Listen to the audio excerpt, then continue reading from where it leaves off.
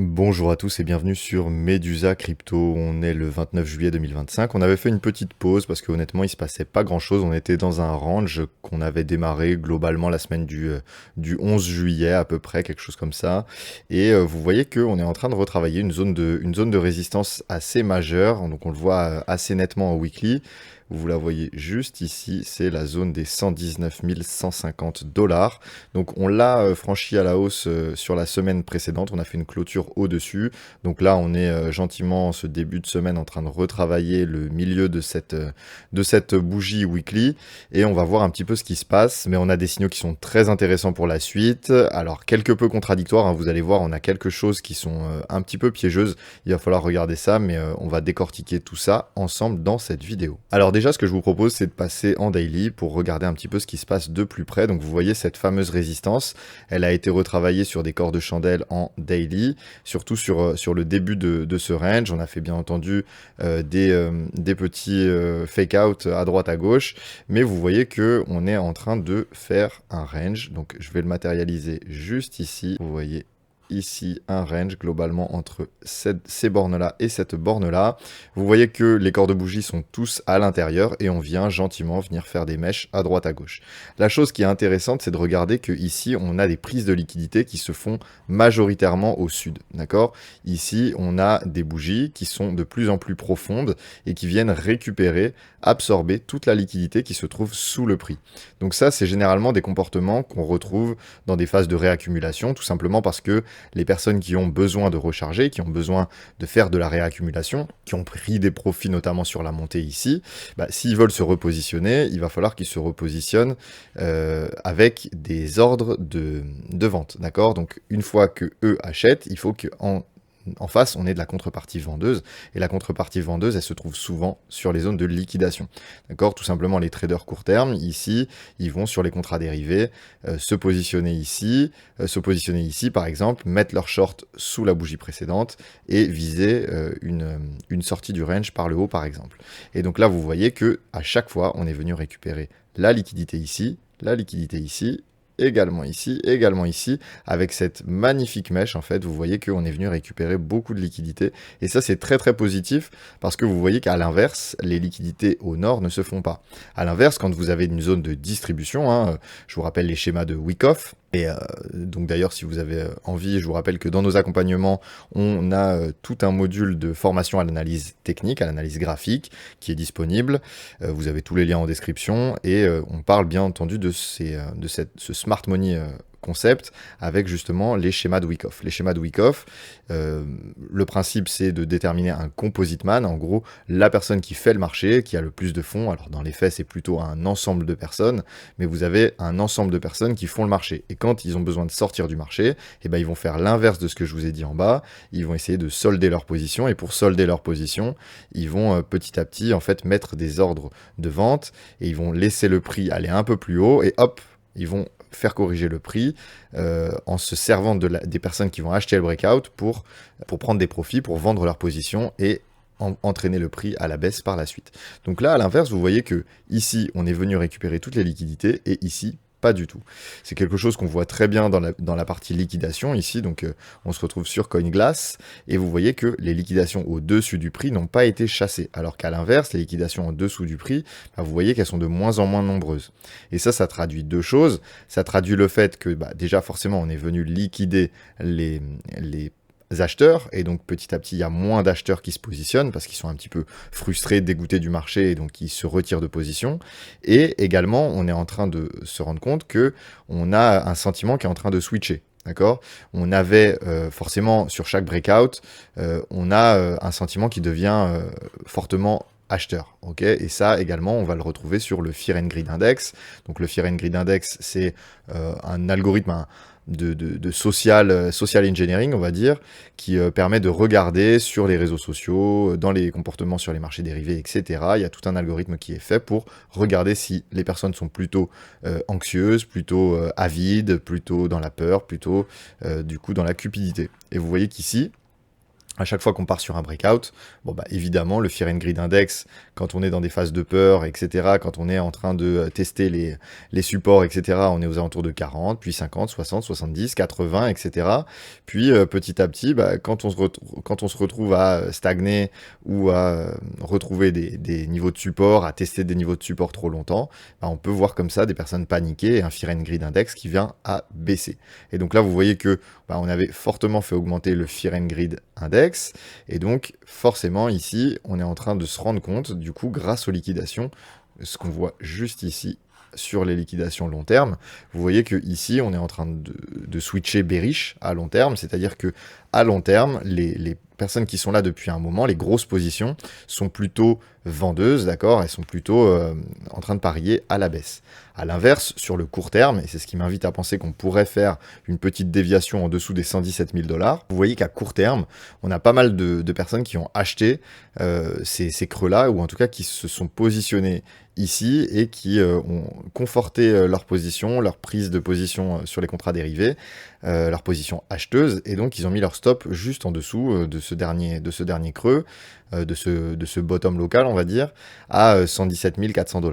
Et donc potentiellement ici, on pourrait vouloir venir récupérer cette liquidité pour que les gros poissons puissent de nouveau racheter avant de repartir à la hausse et venir liquider toutes les personnes qui sont plutôt au-dessus du prix. Donc vous voyez d'où l'intérêt d'avoir un petit peu d'indicateurs, parce que du coup ça nous permet de ne pas être surpris. Si on voit le prix partir un petit peu à la baisse prochainement, bah, on saura que c'est pas forcément une mauvaise nouvelle, hein. Ça veut juste dire qu'ici on a pas mal de liquidités sous ce creux là, et que potentiellement bah, on pourrait avoir un mouvement de prix qui viendrait faire ça sur par exemple la news de mercredi, hein. On en reparlera de la partie macroéconomie, puis avant de repartir à la hausse. Ok, donc ici pas d'alerte en tout cas. Au niveau des ETF, on a des très très bonnes nouvelles, hein. Vous voyez sur ces précédentes semaines, hein, depuis le 10 juillet, 11 juillet, 14 juillet, on a eu énormément d'inflows, hein, plus d'1 milliard d'inflows en cumulé sur les différents ETF.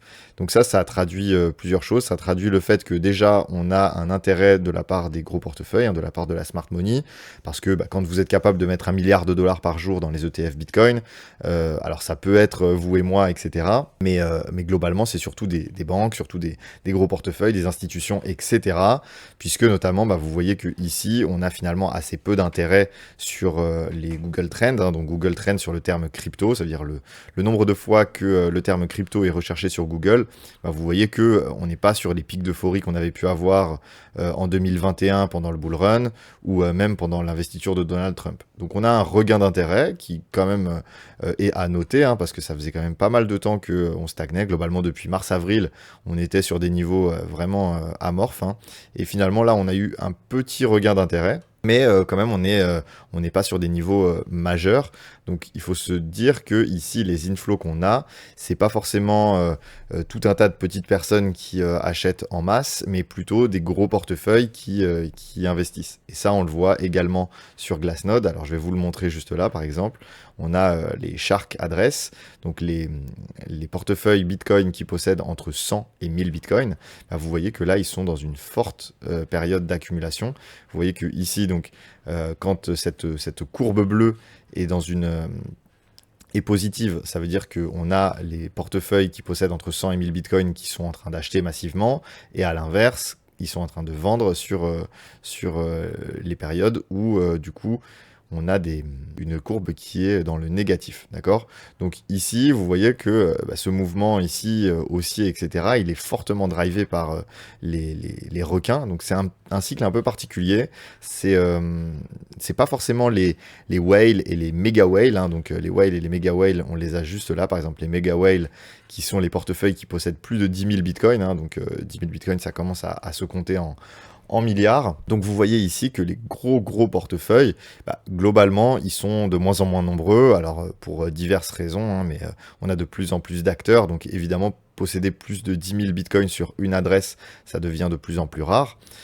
Ici, vous voyez que justement, ils font toujours la pluie et le beau temps, hein, parce que bah, quand ils se retrouvent à fortement accumuler, c'est souvent bah, dans les périodes de bottom, hein. Vous voyez que ici, on avait eu une grosse zone d'accumulation sur le crack de, euh, de novembre 2022 au moment de la faillite de FTX, bah, vous voyez que bah, forcément, dans les nouvelles, vous voyez qu'ici, à l'inverse, on avait fortement vendu au moment justement en 2018, novembre 2018 également, il y avait eu une forte vente, mais ensuite ça avait fortement racheté ici sur le point bas en février 2019 et également ici en mai 2019, d'accord? Donc ici, les méga whales sont globalement en train de délester leur portefeuille, hein. Vous voyez que ici, si vous voyez la courbe, vous avez des phases assez cycliques où on a des grosses zones d'accumulation pendant les bear markets, puis de la zone de distribution assez lente. Et vous voyez que justement sur ce cycle-là, bah, on a surtout les moyens portefeuilles, hein, les portefeuilles qui possèdent entre 100 et 1000 bitcoins, qui sont en train vraiment de driver justement cette courbe.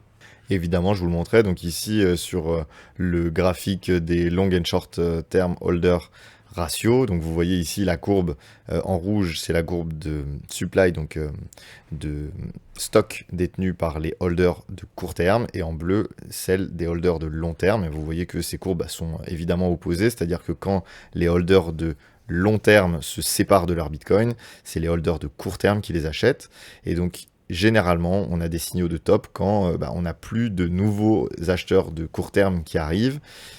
Et dans ce cas-là, dès qu'on a un point d'inflexion où cette courbe justement est en train de repasser baissière, bah, vous voyez que justement c'est généralement des signaux de top, hein. C'est ce qui nous a donné le top sur le cycle de 2012, de 2014, de 2017 et de 2021, et vous voyez que là pour le moment sur ce cycle également on est en train de revoir ça, donc il va falloir regarder ça parce que pour le moment on est justement dans une phase où à l'inverse on a des holders de court terme qui arrivent enfin, on va dire. Donc là, sur les niveaux qui sont atteints en ce moment, on a pas mal de personnes qui se décident à se positionner, etc. Vous avez peut-être dans vos entourages des personnes qui se réintéressent à la crypto, qui étaient là sur le précédent cycle, etc. Donc là, il va falloir surveiller ça parce que c'est justement ce genre de catalyseur qu'on attend pour faire justement les banana zones, hein, donc vraiment les zones paraboliques où on part vraiment de manière très très explosive vers des niveaux de prix qu'on n'avait jamais atteints. Donc on part en price discovery de manière très puissante, et ça pour ça il faut beaucoup de demandes et de la demande, on va dire la dumb money, hein. C'est un petit peu insultant, mais honnêtement c'est des personnes qui réfléchissent pas trop et qui achètent malgré justement un prix qui explose, et qui achètent et qui soutiennent justement les mouvements de prix très haussiers. Vous voyez également sur Ethereum, on a quelque chose qu'on n'avait pas eu depuis très très longtemps, c'est-à-dire des inflows qui sont massifs. Alors des inflows comme ça, on les avait tout simplement jamais eu, et vous voyez que la courbe ici justement sur Ethereum du stock d'Ether détenu via les ETF, bah, vous voyez que on avait eu une grosse zone d'accumulation ici sur octobre-novembre qui avait constitué un peu la seule vraie alt season qu'on avait pu avoir sur ce cycle. Et là, on est en train de reproduire exactement la même chose. Alors, est-ce que c'est parce qu'on s'attend justement à une nouvelle alt season et une alt season plus puissante, hein? Vous voyez qu'ici sur la Bitcoin dominance, vous voyez qu'en daily, on est en train de faire quelque chose d'intéressant. Je vais vous le montrer juste là. Hop, je vous retire les liquidations. Vous voyez que ici, on a créé un top à 66% de dominance et on est venu se retourner. Alors, c'est quelque chose que de mon côté, je suivais, hein. Donc, vous voyez, moi, je m'attends à avoir ici sur cette fin d'année, peut-être jusqu'à novembre, fin novembre, une alt season. Et donc, potentiellement, on pourrait avoir ce point de départ là, ce 66% pourrait être notre top, et ici on pourrait venir récupérer jusqu'au niveau de 43-45% de dominance de Bitcoin, donc c'est-à-dire une forte performance des altcoins, parce que je vous rappelle que quand cette courbe diminue, ça veut dire que les altcoins performent mieux que Bitcoin, donc ça peut vouloir dire que Bitcoin va aller jusqu'à 100 000 dollars et que les altcoins vont baisser moins vite, ou ça peut vouloir dire que le Bitcoin va aller à 300 000 dollars, mais que les altcoins, au lieu de faire x3, vont faire un x10. Vous voyez, donc ici, on s'attend peut-être à avoir une alt season. Honnêtement, c'est un scénario qui me semble très plausible, hein, parce que c'est très rare d'avoir ce genre de mouvement puissant d'inflow et de liquidité sur les terres, et également on a une conjoncture qui commence à être assez favorable avec une inflation qui est maîtrisée, hein, autour des 2%. Ça y est, on se stabilise autour des 2%, c'est une très très bonne nouvelle puisque c'est l'objectif de la Réserve fédérale américaine. Donc une inflation qui est maîtrisée, un Donald Trump qui se calme un petit peu sur les annonces chocs liées aux droits de douane. Un marché américain qui est fortement haussier. On fera un point dédié dans les prochains jours sur les marchés traditionnels, etc. Mais vous voyez qu'ici, c'est très très positif parce que vous voyez que la courbe des potentielles baisses de taux est assez favorable. Alors demain, on a une réunion du FOMC, réunion de la Réserve fédérale américaine, qui va nous annoncer s'ils baissent les taux ou non. On a 96,9% de chances de ne pas baisser les taux, de ne pas les augmenter, mais de rester stable. Donc honnêtement, il ne faut pas s'attendre à quelque chose de grandiose. On devrait rester assez stable. Mais par contre, sur la réunion du 17 septembre, donc à la rentrée, ce qui semble le plus joué par les investisseurs, c'est une baisse des taux. Donc on aurait à peu près 60% de chances d'avoir une baisse des taux sur la réunion du 17 septembre. Et ça, ce serait très positif parce que ça donnerait un signal que ça y est, la Réserve fédérale est prête à baisser les taux et prête à aider un petit peu les marchés, que son objectif de faire stagner l'inflation aux alentours des 2% est maintenu, une volonté peut-être de mettre un petit peu d'huile dans le moteur et un petit peu de catalyser les potentiels résultats haussiers des entreprises américaines. Donc ça pourrait être très très positif, d'autant que, vous le savez, on va avoir GPT-5 qui va sortir donc OpenAI va sortir son modèle GPT-5 normalement dans le courant de l'été, les annonces disent dans le courant du mois d'août. Donc ça pourrait également être un catalyseur si on a une bonne surprise au niveau des annonces, etc. On pourrait avoir justement un marché américain qui utilise ce catalyseur pour de nouveau faire une performance sur les marchés technologiques et globalement les GAFAM pourraient revoir leurs investissements à la hausse sur les data centers, sur la puissance de calcul, etc. Des bons résultats côté Nvidia, côté justement toutes les entreprises liées à l'intelligence artificielle. Donc ça pourrait redonner un coup de fouet sur justement sur cette année qui a pu être un petit peu en stagnation, en tout cas ressentie par la plupart des investisseurs côté technologique. Donc ça c'est très très positif, en tout cas pour la suite. Et on va faire un point rapide sur l'order flow, mais vous voyez que sur l'order flow, il n'y a pas d'alerte particulière. On a des taux de financement qui là semblent être un petit peu hauts, donc on pourrait se dire attention à l'euphorie, attention à un trop plein d'euphorie sur le Bitcoin. Mais vous voyez que ici l'open interest n'augmente pas sur ce range. On n'a pas d'augmentation de l'open interest, ça veut dire qu'on n'a pas de nouvelles personnes qui arrivent en masse sur les contrats dérivés pour prendre position. Et vous voyez, si je dézoome un petit peu la courbe, ici on se retrouve en daily. Vous voyez que ici les fundings, donc qui traduisent de l'euphorie des acteurs de marché, vous voyez que ici l'euphorie qui est juste là, elle est sans pareille mesure avec l'euphorie qu'on avait pu avoir juste là, d'accord. Donc quand on atteindra des niveaux ici de funding aux alentours des 4% par exemple, là on pourra commencer à s'énerver un petit peu, à se dire on est peut-être dans une zone de top comme on a pu l'être ici et ici. En tout cas ici pas d'alerte. On fera un point sur la partie marché tradi, sur la partie altcoin dans ces prochains jours. J'espère que cette vidéo vous a plu. Si c'est le cas, n'hésitez pas à nous le faire savoir. Et je vous le rappelle, mais on a toujours des places disponibles dans nos accompagnements sur mesure dédiés. Donc si vous êtes intéressé, vous avez tous les liens en description. Vous pouvez nous contacter. C'est une stratégie privée dédiée à vous, à votre portefeuille, à votre profil de risque. Donc vous êtes en contact avec un mentor qui vous est attribué à vous et à vous uniquement. Donc vous êtes en one-to-one, vous n'avez pas de réponse de la part d'un salon Discord avec des tonnes de débutants. Vous êtes en privé avec votre mentor. Donc si ça vous intéresse, n'hésitez pas à regarder les liens en description, vous avez tout ce qu'il vous faut. Voilà, je vous remercie.